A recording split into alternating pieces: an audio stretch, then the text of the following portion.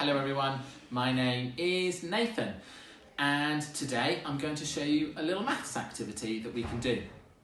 In school this term, the Engineers Hub, elephants and giraffes and squirrels and wolves are going to be thinking about addition, where we get two numbers and we add them together so they get bigger. And there's an activity we can do here that's called Arithmagons. It's quite hard to say, but it's quite easy to do. What I've done is I've drawn a triangle, 3 sides on my triangle, and I've put a circle on each of the corners of my triangle, and I've put a square on each of the sides. Circles on the corners, squares on the sides. The next thing I'm going to do is I'm going to write some numbers into the circles. I'm going to keep them quite small numbers at first to help me with my addition. So I'll do a 3 and a 4 and a 6. Next thing I have to do is I have to work out what goes in the square.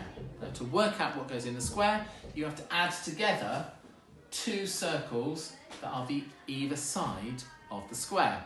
So to fill in this square, I have to think about what 4 add 3, the total of 4 and 3, or the sum of 4 and 3 are.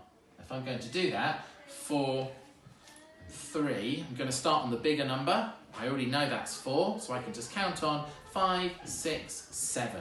4 add 3 is 7. 7 can go in the square there.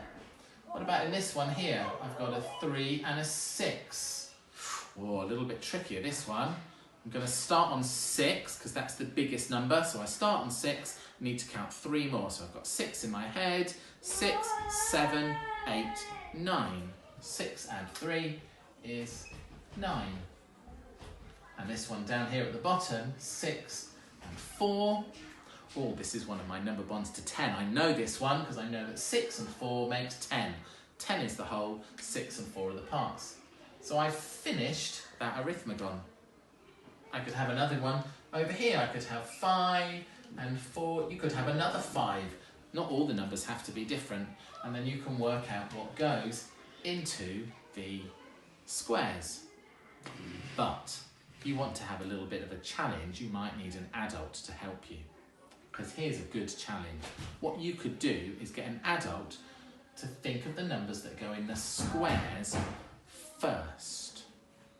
This takes a little bit of thinking, but I've already done that thinking, so I'm going to put 10 in here, and I'm going to put 6 in here, and I'm going to put,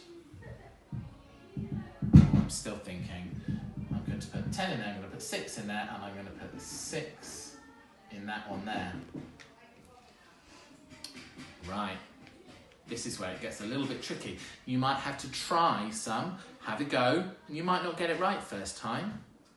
So I'm thinking here, okay, 10, I think I'm going to have a guess. I'm going to write outside the circle first. I'm going to say, well, maybe that could be 5 and 5. That would make 10. So if this was 5 and 5, makes 10. I've got 5 and something makes 6. So 5 adds something makes, oh, I know that it's 1, so maybe that's 1.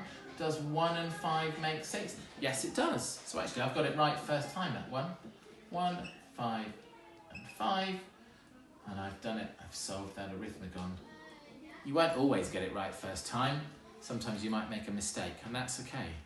But arithmagons are a really good way to practice your numbers, practice your addition skills, and have a good time as well. Lovely. Thanks for watching. Bye-bye.